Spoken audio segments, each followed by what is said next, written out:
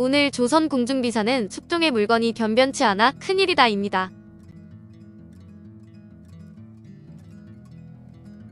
세자 나이 10살에 세자빈을 간택했지만 아직 아이를 낳을 나이도 아닌데 왕비는 세자가 어서 불쑥 아이 하나를 생산해야 한다는 강박관념에 사로잡혀 있었습니다. 그래서 세자빈 이외에도 수시로 궁녀 가운데 아이를 잘 낳을 것 같은 여자들을 매일 밤 세자궁에 들이게 되는데 별소득은 없었습니다. 세자의 나이가 조금 장성하였으나 음경이 오이처럼 드리워져 발기가 되는 때가 없었다. 소변도 그대로 흘러버려 항시 앉은 자리를 적셨는데 하루에 한 번쯤은 요를 바꾸거나 바지를 2번씩 바꾸기도 하였다. 혼사를 치를 나이가 되었지만 물건이 변변치 않았다. 하루는 왕비가 궁녀에게 부탁하여 세자에게 성교하는 것을 가르쳐 주도록 하고 자신은 문 밖에서 큰 소리로 되냐? 안 되냐? 하고 물었으니 그 궁녀가 안 됩니다라고 말하자 왕비는 크게 2번 한숨을 쉬고 가슴을 쳤다. 이것은 현종의 정비명성 왕후가 아들 숙종의 세자 시절 성교육을 시키기 위해 궁녀들을 방에 넣고 성관계가 잘 이루어지나 현장을 확인하는 장면입니다. 재미있는 것은 왕비가 아들 거시기를 관찰하면서 이 물건이 과연 아이를 낳을 수 있을까 노심초사하는 장면입니다. 야사에 실린 글이니 확실한 이야기는 아니라도 손이 귀한 왕실에 대한 명성 왕후의 초조한 심정을 잘 나타낸 글이기도 한데 남편 현종은 성생활을 좋아하지 않았습니다.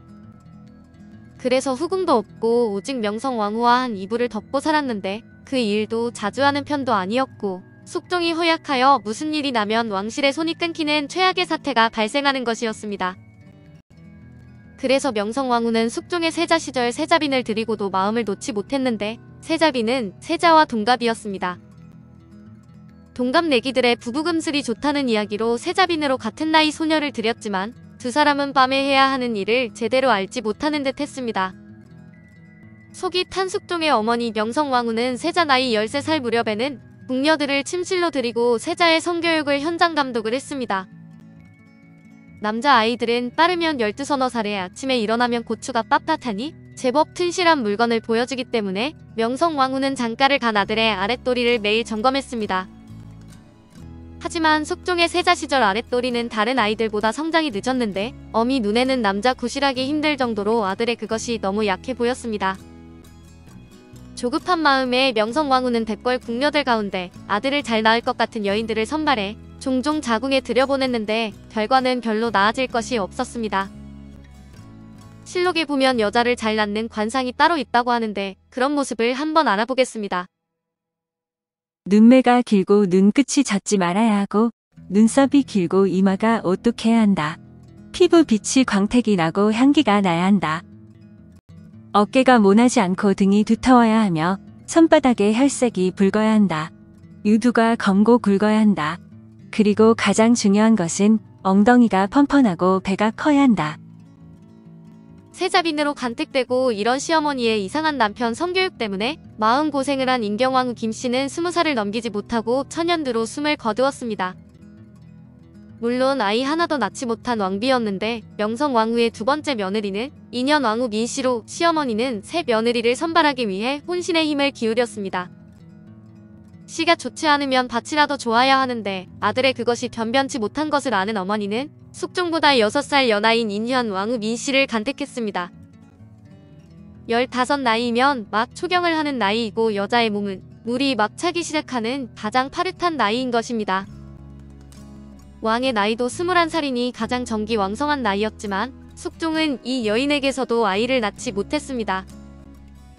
그 무렵 숙종은 다른 여자에게 정신이 팔려 있었는데 어머니 처소의 궁녀 장옥정이 은근하게 숙종의 마음을 움직이고 있었습니다. 그녀는 왕보다 2살이나 위였고 너무 어린 왕비하고는 차원이 다른 잠자리를 제공해 주었습니다. 그녀는 늦은 나이인 22살에 궁에 들어왔고 얼마 뒤 왕의 눈에 들어 종종 왕과 잠자리를 함께 했습니다. 어머니 명성왕후야 아들 하나만 낳으면 그것이 왕비에서 나온 것이든 궁녀의 배에서 나온 것이든 상관없는 처지였습니다. 그러다 1688년 궁녀 장옥정이 왕의 나이 28살에 왕자를 탄생시킨 것으로 정말로 학수고대한 일이었습니다. 그토록 어린 세자를 성교육시켜가며 손자의 얼굴을 보고 싶어 했던 명성왕후는 살아있지 않았지만 이렇게 숙종과 장희빈 그리고 인현왕후 민씨를 둘러싼 애정 다툼이 벌어집니다.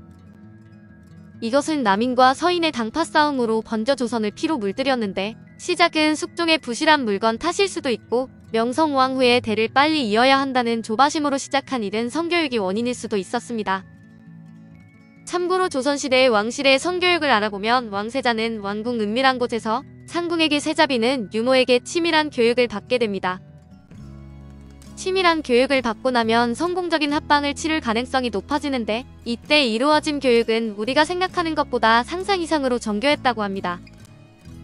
또한 추나도도 성교육 교재로 애용되었을 정도로 왕실에서 인기가 많았는데 김홍도나 신윤복이 그린 추나도를 보면 완전 19금이기도 합니다. 왕실의 성교육은 오늘날처럼 쾌락이 가미된 것이 아니라 그 핵심이 후손의 생산이라 남녀의 교합 횟수도 매우 중요하게 여겼습니다.